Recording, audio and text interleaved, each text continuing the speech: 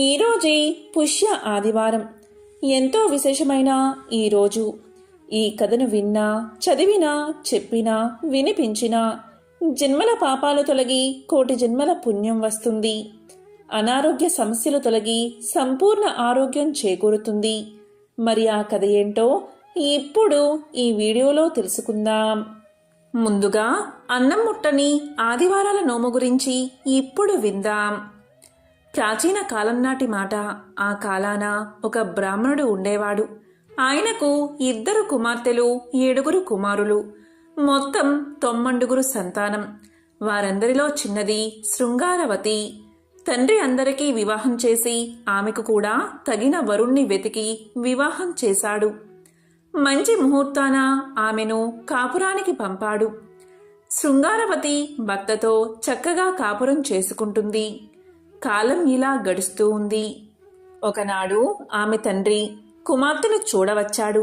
తన ఇంటికి వచ్చిన తండ్రిని ఆదరించి, గౌరవించి, కుశల ప్రశ్నలు అడిగి, యోగక్షేమాలు తెలుసుకుని భోజనాలు అయ్యాక ఆ చిన్నది ఇలా పలికింది. నాన్నా, నా వివాహమై చాలా కాలం గడిచింది. అయినా కడుపు పండలేదు. కారణమేమిటో తెలియదు. నాకు సంతాన భాగ్యం లేదా? పిల్లలు పుట్టరా? సంతానం లేని స్త్రీజన్మ వృధా అంటారు, వ్యర్థము అంటారు. గొడ్రాలిగా జీవించాలేమో నేను అని విచారించి దుఃఖిస్తూ తన బాధను తండ్రికి వివరించి చెప్పింది. కుమార్తె గోడు విన్నాడు తండ్రి. చాలా బాధపడ్డాడు. ఆ తండ్రి వెంటనే సూర్యనారాయణమూర్తిని ప్రార్థించాడు. దీంతో ప్రసన్నుడైన ఆ సూర్య భగవానుడు ప్రత్యక్షం కాగా అతనికి నమస్కారం చేసి వినయంగా తన కుమార్తె విషయం వివరంగా చెప్పాడు. విన్న బాలభాస్కరుడు ఇలా పలికాడు.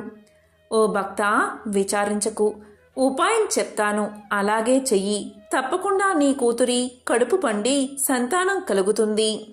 నీవు నేను చెప్పినట్లు సోమి దేవమ్మ దగ్గరకు వెళ్ళు. ఆమె 360 నోములు నోచిన పుణ్యాత్మురాలు. నీ కుమార్తె యొక్క విషయమంతా ఆమెకు చెప్పి ఉపాయాన్ని అడుగు. తప్పకుండా ఆమె నీకు ఉపాయం చెప్తుంది. అలా చెయ్యి అని చెప్పి సూర్యభగవానుడు అంతర్ధానమయ్యాడు. దీంతో బ్రాహ్మణుడు సంతోషించి పరమానంద భరితుడై ఆదిత్యుడు చెప్పిన విధంగా తాను తిన్నగా సోమి దేవమ్మ వద్దకు వెళ్లి తన కుమార్తె విషయం చెప్పి కడుపు పండే మార్గం చెప్పమని కోరాడు. అంతా విన్నది సోమి దేవమ్మ. ఆమె కడు పుణ్యాత్మురాలు, ధన్యాత్మురాలు, ఉపకారి, మంచి చేసే స్వభావం కలది. అందుచేత ఆమె చేసిన పుణ్యఫలం నుంచి పూర్ణఫలం ధారపోసింది. వ్రత విధానాన్ని వివరంగా చెప్పింది.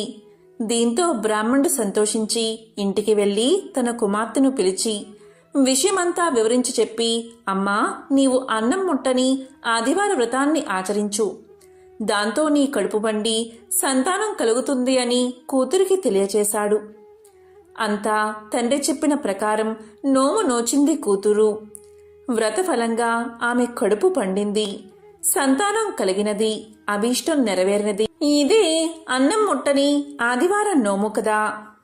ఎంతో విశేషమైన ఈ కథను ఈ ఆదివారం రోజు విన్నా, చదివినా, చెప్పినా, వినిపించినా ఆ సూర్యనారాయణమూర్తి యొక్క సంపూర్ణ అనుగ్రహం మీకు కలుగుతుంది. ఇక ఆపదలేని ఆదివారపు నోము కథను ఇప్పుడు విందాం.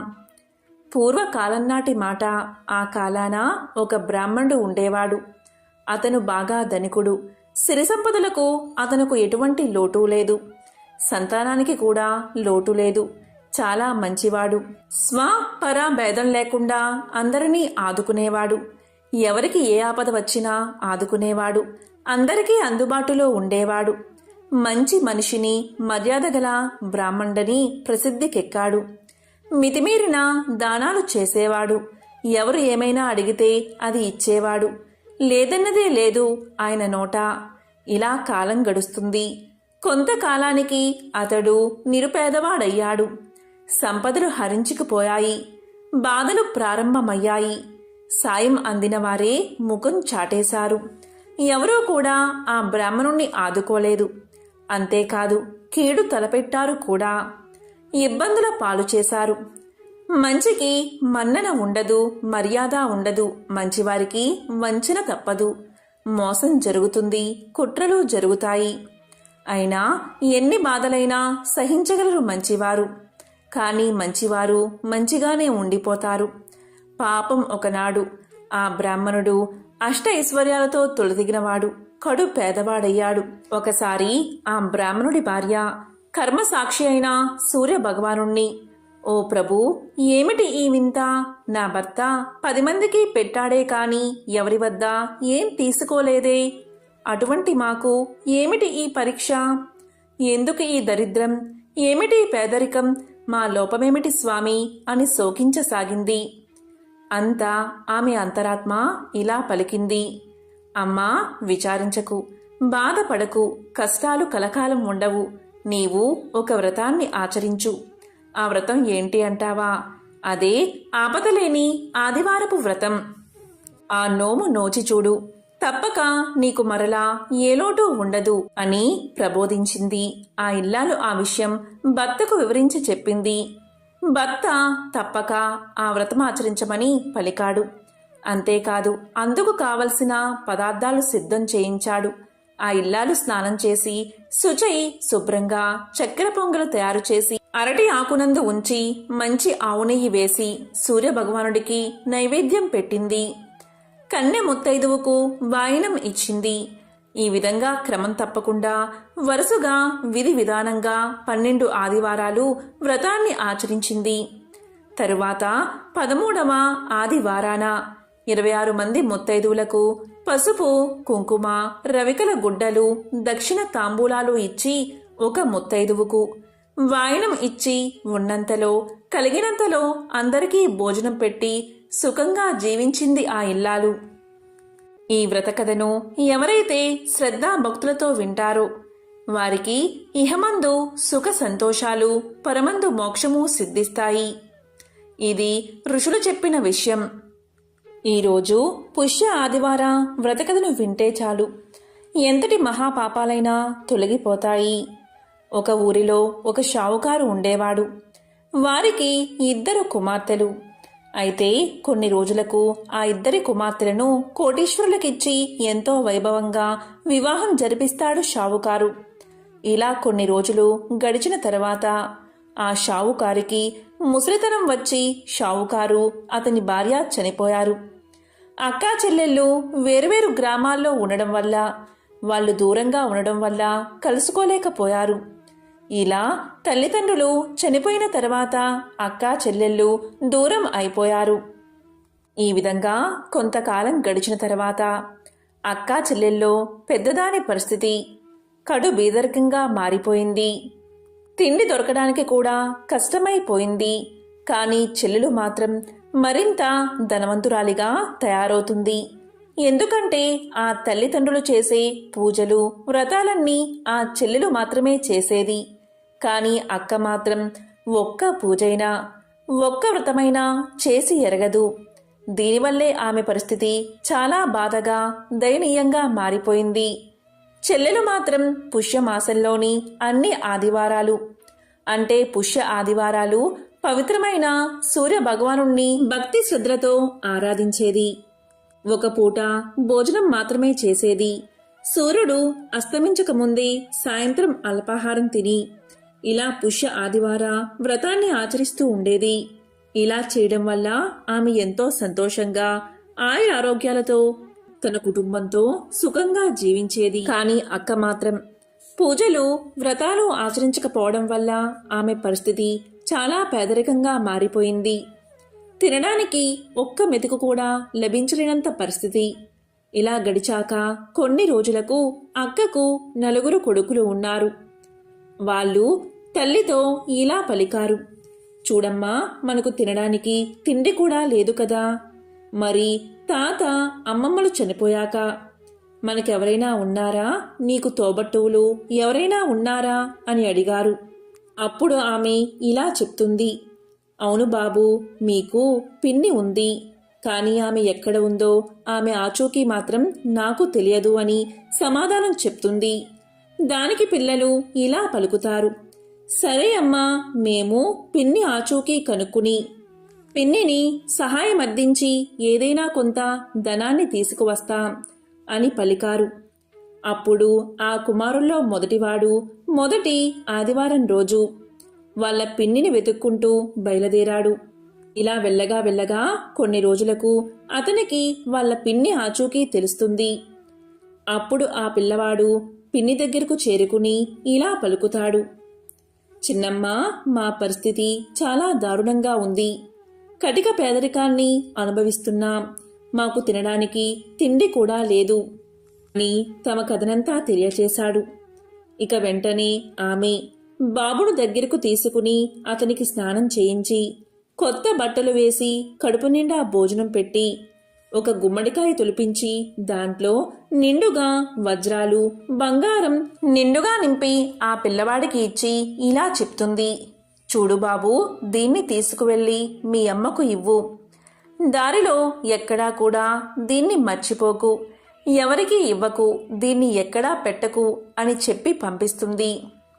ఇక ఆ పిల్లవాడు సరే చిన్నమ్మ, వెళ్ళి వస్తాను అని చెప్పి ఆ గుమ్మడికాయ తీసుకుని తన నెత్తిమీద పెట్టుకుని వెళ్తూ ఉంటాడు. కొంత దూరం చేరుకున్నాక ఆ పిల్లవాడికి దాహం వేస్తుంది. ఇటు అటు చూడగా ఒక బావి కనిపిస్తుంది. ఇక బావి దగ్గరకు వచ్చి దాహం తీర్చుకుందామని ఆ గుమ్మడికాయను బావి మీద పెట్టి బావిలో నుంచి నీళ్లు చేద్దామని చూసేసరికి పైన ఆకాశంలో ఒక గద్ద తిరుగుతూ కనిపిస్తుంది. ఆ గద్ద ఆ గుమ్మడికాయను చూసి దాన్ని ఎత్తుకుపోతుంది. దాంతో పిల్లవాడు అయ్యో, నా గుమ్మడికాయ గద్ద ఎత్తుకుపోతుంది అని బోరున విలపిస్తాడు. అలా ఏడుస్తూ ఏడుస్తూ ఇంటికి చేరుకుంటాడు. ఇంటికి వచ్చాక జరిగిన విషయమంతా తల్లికి చెప్తాడు. అది విని వాళ్ళమ్మ ఇలా పలుకుతుంది. సరే నానా, మనకు చిన్నమ్మ ఆచూకీ అయితే తెలిసింది కదా. ఆ గుమ్మడికాయను గద్ద ఎత్తుకుపోతే మనం ఏం చేస్తాం? పోతే పోయిందిలే, బాధపడుకు అని కుమారుణ్ణి దగ్గరికి తీసుకుంది తల్లి. ఇలా కొన్ని రోజులకు మళ్ళీ పుష్యమాసం 2వ ఆదివారం వచ్చింది.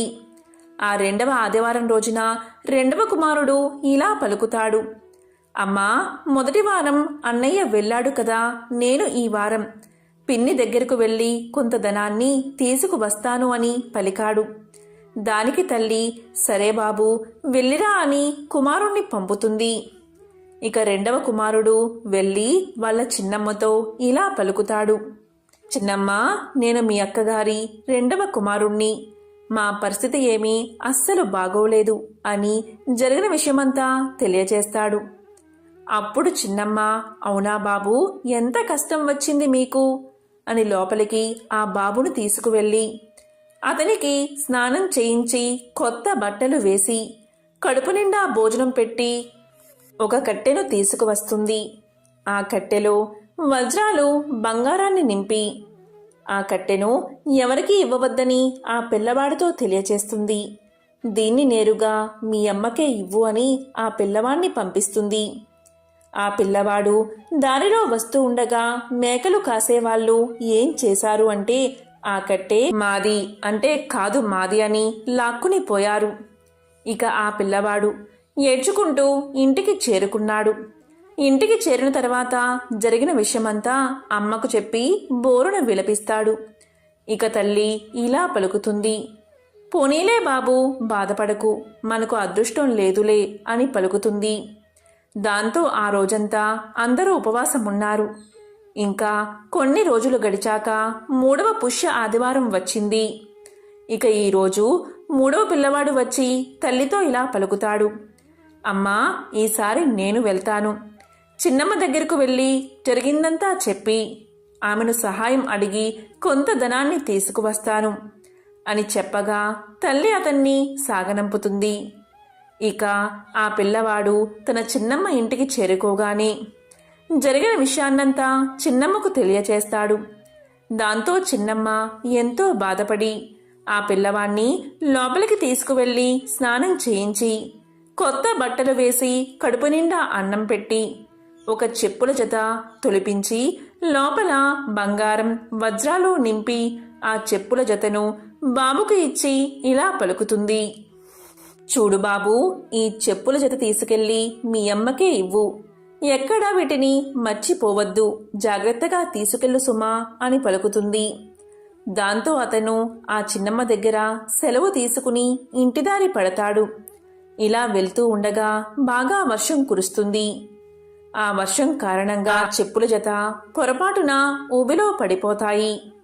ఇక చేసేది లేక ఉట్టి చేతులతో మూడవవాడు ఇంటికి చేరుకుంటాడు. ఇంటికి వెళ్ళి జరిగిందంతా తల్లికి తెలియచేసి బోరున విలపిస్తాడు. దాంతో తల్లి ఇలా అంటుంది, చూడు నాయనా, బాధపడకు, మనకు ఇంతే రాసిపెట్టి ఉందేమో, బాధపడుకు అని ఓదారుస్తుంది. ఇక ఆ రోజు కూడా అలాగే ఏమీ తినకుండా ఉపవాసంగా ఉండిపోతారు. ఇలా ఉండగా కొన్ని రోజులకు పుష్యమాసం 4వ ఆదివారం వచ్చింది. ఇక ఆ రోజు 4వ కుమారుడు ఇలా పలుకుతాడు, అమ్మా, 3 అన్నలు వెళ్లారు కానీ ఏమీ ఉపయోగం లేదు కదా, ఈ వారం నేను చిన్నమ్మ ఇంటికి వెళ్ళి డబ్బులు తీసుకువస్తాను అని పలుకుతాడు. దానికి తల్లి, సరే బాబు, వెళ్ళిరా అని సాగనంపుతుంది. ఇక చిన్నవాడు చిన్నమ్మ దగ్గరకు వెళ్ళి జరిగిన విషయమంతా వివరించి చెప్పాడు. చిన్నమ్మ, నీవు ఇచ్చిన వస్తువు ఒక్కటి కూడా ఇంటికి రాలేదు అని చెప్పగా చిన్నమ్మ ఎంతో బాధపడి ఆ బాబుకి స్నానం చేయించి కొత్త బట్టలు వేసి కడుపు నిండా అన్నం పెట్టి ఒక పెట్టెను ఆ చిన్నవాడికి ఇస్తుంది. ఆ పెట్టెలో వజ్రాలు వైడూర్యాలు వేసి ఇస్తుంది. ఆమె ఇలా చెప్తుంది, చూడు బాబు, నువ్వైనా జాగ్రత్తగా ఉండు, దీన్ని ఎవ్వరికీ ఇవ్వకు, ఎక్కడా పెట్టకు, నేరుగా నీ తల్లికే ఇవ్వి అని చెప్పి ఆ బాబును సాగనంపుతుంది. ఇక ఆ పిల్లవాడు ఇంటిదారి పట్టి వెళ్తూ వెళ్తూ ఉండగా ఆ పిల్లవాడికి కూడా దాహం వేస్తుంది. దాంతో ఆ పిల్లవాడు బావి దగ్గరకు చేరుకుని ఆ అల్పాహార పెట్టెను బావి మీద పెట్టి నీళ్లు తోడ్డానికి ఉద్రిక్తుడు అవుతూ ఉండగా పొరపాటున చేయి తగిలి ఆ పెట్టె బావిలో పడిపోతుంది. ఇక చిన్నవాడు కూడా చేసేది లేక ఏడుస్తూ ఇంటి ముఖం పట్టాడు. జరిగిన విషయమంతా తల్లికి తెలియచేశాడు. దీంతో ఆమె, బాధపడుకు నాయనా, మనకు ఇదే ప్రాప్తం అని ఓదార్చింది. ఇక 4వ పుష్యమాసం ఆదివారం రోజు కూడా అందరూ ఉపవాసం ఉన్నారు. ఇలా కొన్ని రోజులు గడిచాక మరొక ఆదివారం వచ్చింది. అప్పుడు తల్లి పిల్లలతో ఇలా పలుకుతుంది, ఇక ఈ ఆదివారం రోజు నేను నేరుగా మా చెల్లెలి ఇంటికి వెళ్ళి వస్తాను, సహాయం అర్థిస్తాను అని చెప్పగా పిల్లలు ఒప్పుకున్నారు. వెంటనే ఆమె తన చెల్లెలి ఇంటికి చేరుకుని జరిగిందంతా చెప్పి ఎంతో బాధపడుతుంది. వెంటనే చెల్లి ఇలా పలుకుతుంది, అక్క, ఏడవకు, నీవు అమ్మానాన్నలు చెప్పిన విధంగా పుష్య ఆదివార వ్రతాన్ని ఆచరించడం లేదా అని అడగగా దానికి అక్క, లేదు, ఆచరించడం లేదు, మర్చిపోయాను అని సమాధానం చెప్తుంది. దాంతో చెల్లి, అయ్యో, ఎంత పని చేశావో అక్క, ఇవన్నీ చేస్తేనే కదా ధనవృద్ధి కలిగేది, ఆయురారోగ్యాలు కలిగేది. నేను పుష్యమాస ఆదివార వ్రతం చేయడం వల్లే నాకు ఈ భోగభాగ్యాలు వచ్చాయి, నేను ఆరోగ్యంగా ఉన్నాను అని చెప్పగా అక్క తప్పకుండా చేస్తానని మాట ఇస్తుంది. దీంతో చెల్లి అక్కను ఇంట్లోకి తీసుకువెళ్తుంది. అక్క కూడా స్నానం చేసి కొత్త బట్టలు వేసుకుని కడుపు నిండా భోజనం చేసి ఇలా అంటుంది, ఇక నేను వెళ్తాను చెల్లి, ఇక నుంచి పుష్య ఆదివారం రోజు సూర్య భగవానుణ్ణి పూజించి ఆయన అనుగ్రహం పొందుతాను అని అక్కడి నుంచి వస్తూ ఉంటుంది. ఆ మాట అనగానే ఆ సూర్య భగవానుడి ఆశీస్సులు ఆమెకు కలిగాయి. ఇక చెల్లెలు అక్కకు కొంత ధనాన్ని వజ్రాలను ఇస్తుంది. అక్క అక్కడి నుంచి ఇంటికి వస్తూ ఉంటే పైనుంచి గెద్ద గుమ్మడికాయను పడేస్తుంది. అయ్యో, ఇది నా కొడుకు పోగొట్టుకున్న గుమ్మడికాయే అని చెప్పి దాన్ని తీసుకుంటుంది. ఇలా కొంత దూరం నడిచాక దారిలో మేకలు కాసేవారు ఇలా పలుకుతారు, చూడు తల్లి, ఈ కట్టె మాది కానే కాదు, ఈ కట్టెను మీరే తీసుకోండి అని ఆ కట్టెను ఇచ్చేస్తారు. మరి కొంత దూరం వెళ్ళగా అక్కడ చెప్పుల జత కనిపిస్తుంది. ఆ చెప్పులు కూడా తీసుకుని ఆమె నడుస్తూ ఉంటుంది. ఇక దారిలో బావి దగ్గర నీళ్లు బాగా పైకి వచ్చి అల్పాహారపు పెట్టే పైకి తేలుతుంది. ఇక దాన్ని కూడా తీసుకుని ఆమె ఇంటికి చేరుకుంటుంది. ఇంటికి వచ్చి అన్నీ తెరిచి చూడగా అన్నిటిలో కూడా వజ్రాలు వైడూర్యాలు ఉంటాయి. అవన్నీ తీసుకుని వారు మంచి ఇల్లు కట్టుకుని నిత్యము ఆ సూర్య భగవానుణ్ణి పూజిస్తూ అందరూ సంతోషంగా జీవించారు. భోగభాగ్యాలతో వర్ధిల్లారు. ఎవరైతే ఈ వ్రతకథను వింటారో లేక చదువుతారో వారికి సంపూర్ణ ఆయురారోగ్యాలు కలుగుతాయి, సకల శుభాలు కలుగుతాయి. ఎవరైతే ఈ కథను వింటారో అటువంటి వారికి అనారోగ్య సమస్యలు తొలగి సంపూర్ణ ఆరోగ్యం చేకూరుతుంది. మరి ఆ కథ ఏంటో ఇప్పుడు తెలుసుకుందాం. పూర్వకాలంలో రాజు కూతురు, ప్రధాని కూతురు తరగని సూర్య భగవానుడి నోము పట్టారు. ప్రధాని కూతురు సంవత్సరం పొడుగునా ప్రతి ఆదివారం తరిగిన కూర తినకుండా ఉంటూ భక్తి శ్రద్ధలతో 13 కొబ్బరికాయలు, 13 రూపాయలు చీరా జాకెట్టు ముత్తైదువులకు వాయనం ఇచ్చేది. అందువల్ల ఆమెకు ఇంటిలో ధనధాన్యాలతో తులతూగుతూ ఉండేది. ఇక రాజు కూతురు తరిగినంత మాత్రాన ఏమవుతుందిలే అని ఏడాది పొడవునా కూరలు తరుగుతూ తరిగినవే తింటూ నోము పట్టింది. భక్తి లేక నియమాలు లేక నోమును ఆచరించింది. అందువల్ల రాజు కూతురుకు పుట్టిన పిల్లలందరూ చనిపోయారు. అంతేకాదు రాజు కూతురు, ప్రధాని కూతురు అష్ట ఐశ్వర్యాలతో ఉండడం చూడలేకపోయింది. దీంతో రాజు కూతురు ఏం చేసింది అంటే ఒకరోజు ప్రధాని కూతురు పిల్లలందరినీ తన ఇంటికి రప్పించి వారి తలన్నీ కోసి పెట్టెలో పెట్టి ప్రధాని కూతురు ఇంటికి పంపించింది.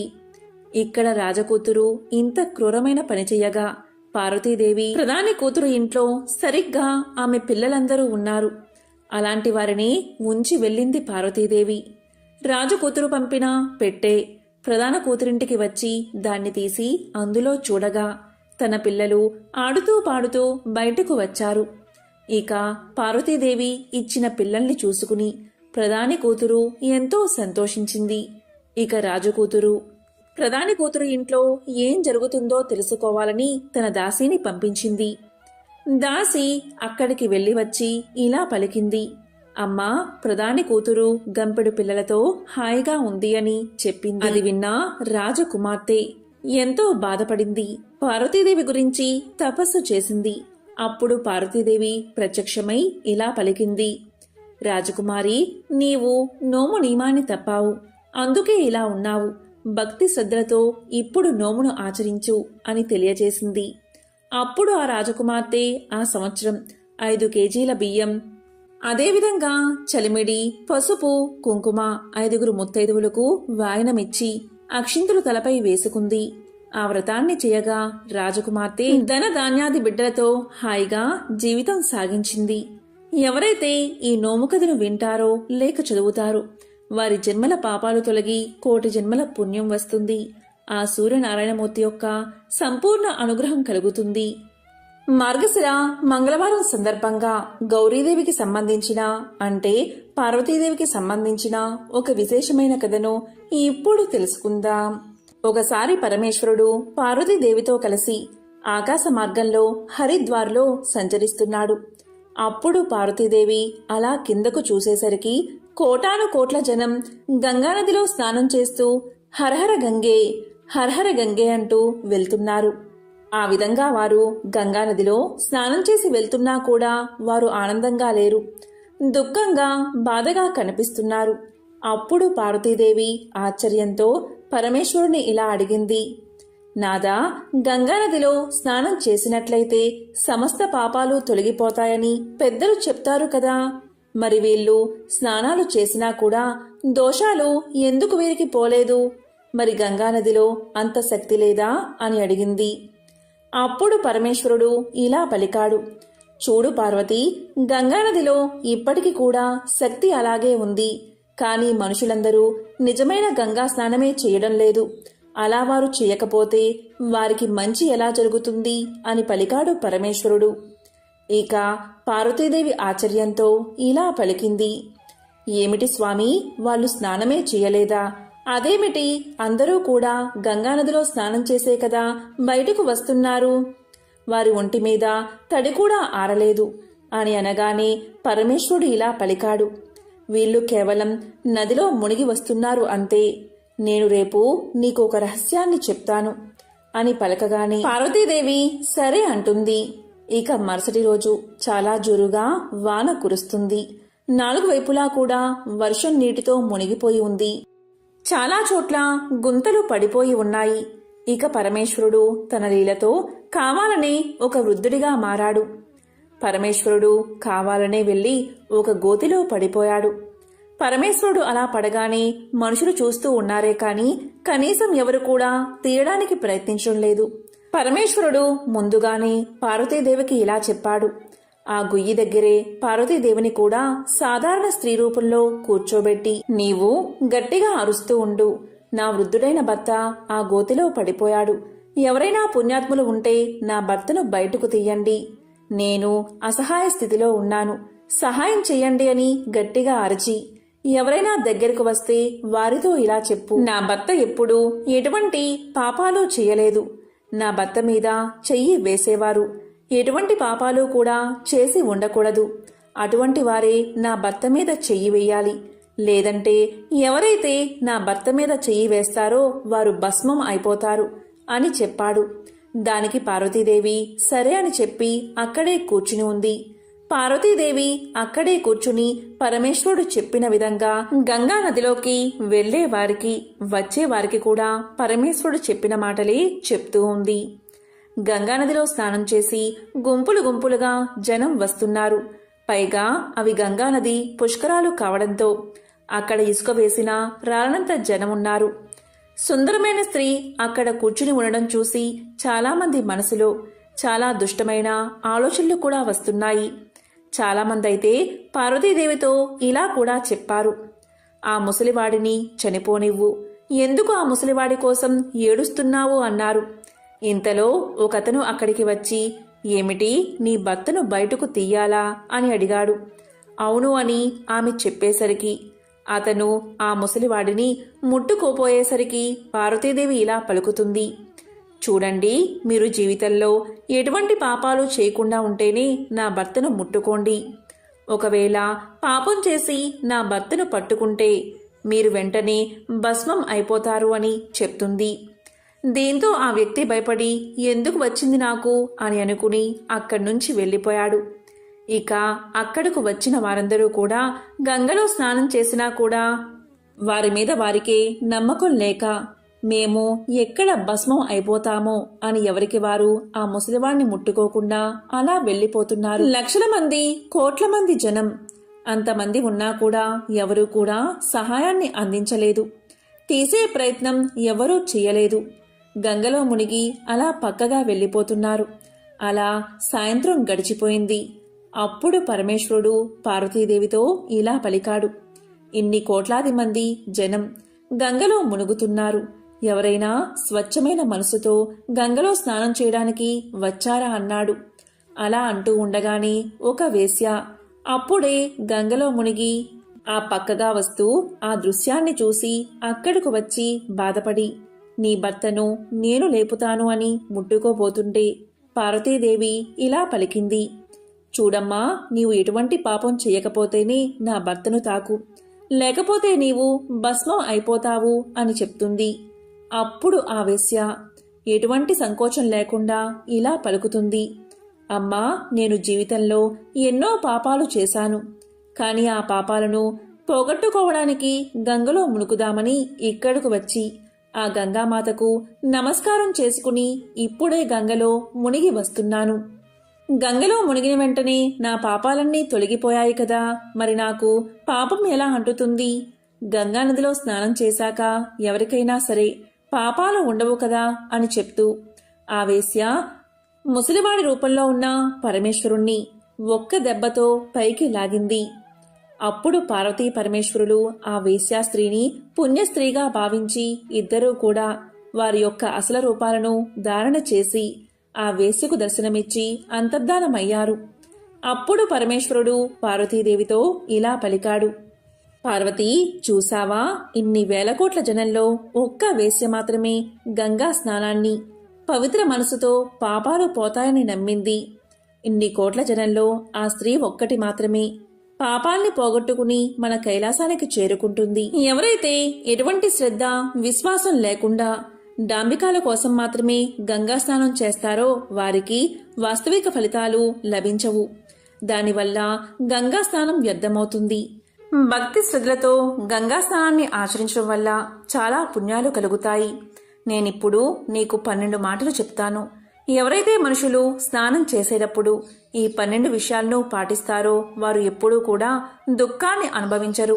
వారి ఇంట్లో ఎప్పుడూ కూడా లక్ష్మీ కటాక్షం ఉంటుంది. వారి ఇంట్లో అపారమైన ధన సంపదలు నెలకొంటాయి. ఇంట్లో ఎప్పుడూ కూడా గొడవలు జరగవు. అప్పుడు పార్వతీదేవి ఇలా పలుకుతుంది, నాదా ఆ 12 విషయాలు నాకు తెలియజేయండి అని కోరుతుంది. అప్పుడు పరమేశ్వరుడు ఇలా చెప్పడం మొదలు పెడతాడు.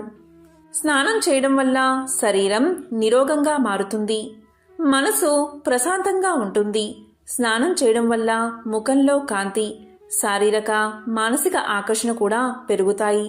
ప్రతి నిత్యము కూడా ఒక నియమంలాగా కొన్ని విషయాలపై ధ్యాస పెట్టినట్లయితే చాలా లాభాలు పొందవచ్చు.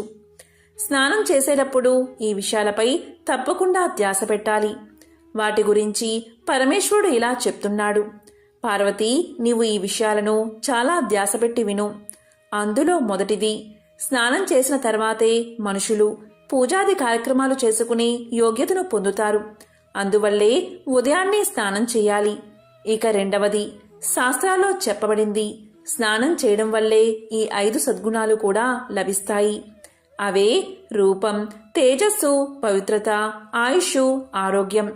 ఇక మూడవది, మేధాశక్తి, లక్ష్మి, ధనం. ఇవన్నీ కావాలని కోరుకునేవారు ప్రతి ఋతువులోనూ ప్రతిరోజు స్నానం చేయాలి.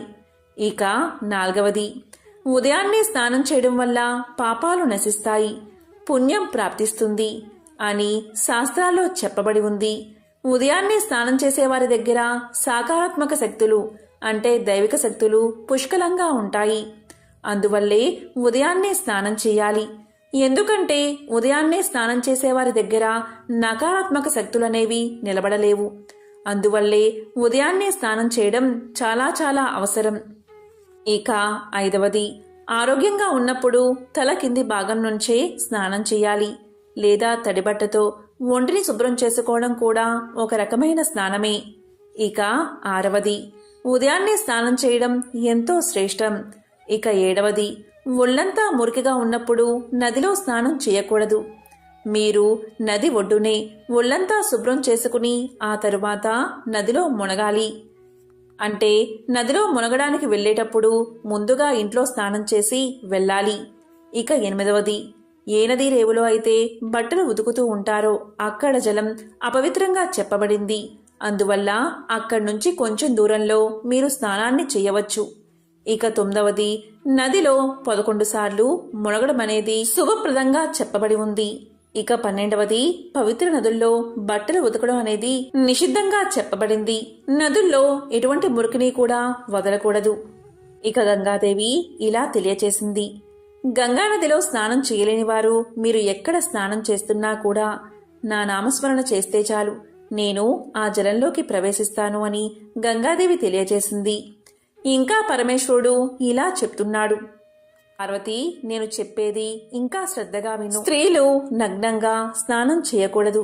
మన పౌరాణిక కథల ఆధారంగా చూస్తే శ్రీకృష్ణుడితో సంబంధాన్ని కలిగి ఉంటుంది. పౌరాణిక కథల అనుసారం ఒకసారి గోపికలు సరోవరంలో స్నానం చేస్తూ ఉండగా వారు నగ్నంగా ఉన్నారు. ఆ సమయంలో శ్రీకృష్ణుడు వారందరి వస్త్రాల్లో కూడా అపహరించాడు. అప్పుడు గోపికలు వారి వారి వస్త్రాలు తిరిగి ఇవ్వమని ప్రార్థించారు. అప్పుడు శ్రీకృష్ణుడు ఇలా తెలియచేశాడు, ఎప్పుడూ కూడా ఎక్కడా కూడా నగ్నంగా స్నానం చేయకూడదు. దానివల్ల జలం యొక్క దేవుడైన వరుణుడిని అవమానించడమే అవుతుంది. అందువల్ల నగ్నంగా స్నానం చేయకూడదని సలహాలు ఇచ్చాడు శ్రీకృష్ణుడు. శారీరకంగా మానసికంగా అనేక సమస్యలు వస్తాయి. కాబట్టి స్త్రీలు స్నానాన్ని ఆచరించేటప్పుడు ఏదో ఒక వస్త్రాన్ని ధరించాలి. వస్త్రం లేకుండా మాత్రం స్నానం చేయకూడదు. వస్త్రం లేకుండా స్నానాన్ని చేయడం వల్ల ఒంట్లోని సకారాత్మక శక్తులు ఏవైతే ఉంటాయో అవన్నీ బయటకు వెళ్ళిపోతాయి. దాని ప్రభావం శరీరంతో పాటు మనసు మీద, మెదడు మీద కూడా పడుతుంది. గరుడ పురాణం ప్రకారం మీరు స్నానం చేసేటప్పుడు మీ పితృదేవతలు కానీ మరణించిన వారు కానీ మీ చుట్టుపక్కనే ఉంటారు. వస్త్రాలు లేకుండా స్నానం చేసినట్లయితే పితృదోషాలు తగులుతాయి. అలా స్నానం చేయడం వల్ల పితృదేవతలకు తృప్తి లభించదు. ఇంట్లో పితృదోషానికి కారణమవుతుంది. స్త్రీలు చిన్న వస్త్రాన్నైనా కట్టుకుని స్నానం చేసేటప్పుడు ఆ వస్త్రాల నుంచి జారిన నీరు పితృదేవతలు తాగుతారు. దీనివల్ల వారికి తృప్తి లభిస్తుంది. వస్త్రాలు లేకుండా స్నానం చేయడం వల్ల పితృదేవతలకు కోపం వస్తుంది. అందువల్ల మనిషి చాలా ఇబ్బందులు ఎదుర్కోవాల్సి వస్తుంది. అందువల్ల ఎప్పుడూ కూడా వస్త్రాలు లేకుండా స్నానం అస్సలు చేయకూడదు. పురాణాల ప్రకారం స్నానం చేయబడిన నీరు పితృదేవతలకే సమర్పించబడుతుంది. వస్త్రాలు లేకుండా స్నానం చేయడం వల్ల పితృదేవతలు సంతోషించరు. అంటే లక్ష్మీదేవికి కోపం వచ్చి దారిద్రాన్ని కలిగిస్తుంది. ఈ కారణం వల్లే శాస్త్రాల్లో కూడా వస్త్రం కట్టుకుని స్నానం చేయమని చెప్పారు. ఈ విషయాన్ని సాక్షాత్తు పరమేశ్వరుడే పార్వతీదేవికి తెలియచేశాడు. ఎంతో విశేషమైన ఈ మిత్ర సప్తమి రోజు సూర్య భగవానుడికి అర్ఘ్యాన్ని సమర్పించి నమస్కారం చేసుకోవాలి. ఆదిత్య మంత్రాన్ని జపిస్తే ఆ వ్యక్తులకు వారి జీవితంలో గ్రహపీడలు తొలగి సంతోషం, సౌభాగ్యం, కీర్తి ప్రతిష్టలు కలుగుతాయి. అదేవిధంగా పితృకర్మలకు సైతం సూర్యుడే అధిపతి. కాబట్టి తండ్రిని గౌరవించడం వల్ల మీ జాతకంలో ఆదిత్యుడు బలపడతాడు. జాతకంలో సూర్యుడు బలంగా ఉంటే నలుదిక్కుల నుంచి శక్తి లభిస్తుంది. ప్రతిరోజు కూడా సూర్య భగవానుణ్ణి పూజించాలి. మంచి ఆరోగ్యాన్ని పొందాలి అన్నా, మీ పని సామర్థ్యం పెరగాలి అన్నా మీరు సూర్య భగవానుడికి అర్ఘ్యాన్ని సమర్పించేటప్పుడు క్రమం తప్పకుండా ఓం హాం మిత్రాయ నమః అనే మంత్రాన్ని జపించండి. మానసిక ప్రశాంతత కోసం సూర్య భగవానుడి మంత్రాన్ని జపించండి. దీనివల్ల తెలివితేటలు పెరుగుతాయి. ఓం హూం సూర్యాయ నమః అనే మంత్రాన్ని జపించండి. విద్యార్థులు ముఖ్యంగా ఈ మంత్రం వల్ల ప్రయోజనాన్ని పొందుతారు. దీని జపం వల్ల శారీరక, మేధో మరియు మానసిక శక్తులు వృద్ధి చెందుతాయి. ఆ మంత్రం ఏంటి అంటే ఓం హ్రీం హిరణ్య గర్భాయ నమః. ఓం హ్రీం హిరణ్య గర్భాయ నమః. ఎవరైతే ఈ మంత్రాన్ని పఠిస్తారో అంటే ఓం ఆదిత్యాయ నమః అనే మంత్రాన్ని పఠిస్తారో వారికి తెలివితేటలు పెరుగుతాయి. ఆర్థిక సమస్యలు తొలగిపోతాయి. ఎవరైతే ఓం సావిత్రే నమః అనే మంత్రాన్ని పఠిస్తారో అలాంటి వ్యక్తులకు సమాజంలో గౌరవం పెరుగుతుంది. దీనితో పాటు సూర్యుడి ప్రత్యేక అనుగ్రహం కలుగుతుంది. ఎవరైతే ఓం భాస్కరాయ నమః, ఓం భాస్కరాయ నమః అనే మంత్రాన్ని పఠిస్తారో వారు శరీరం లోపల మరియు బాహ్యంగా శుభ్రపడతారు. మనసు కూడా ఎంతో సంతోషంగా ఉంటుంది. కాబట్టి ఎంతో పవిత్రమైన, విశేషమైన ఈ కథలను విని ఈ మంత్రాలను జపించడం వల్ల ఆ సూర్య భగవానుడి యొక్క పరిపూర్ణ అనుగ్రహం మీకు కలుగుతుంది. అనారోగ్య సమస్యలు తొలగి సంపూర్ణ ఆరోగ్యం చేకూరుతుంది. ఓం ఆదిత్యాయ నమో నమః. ఓం భాస్కరాయ నమః.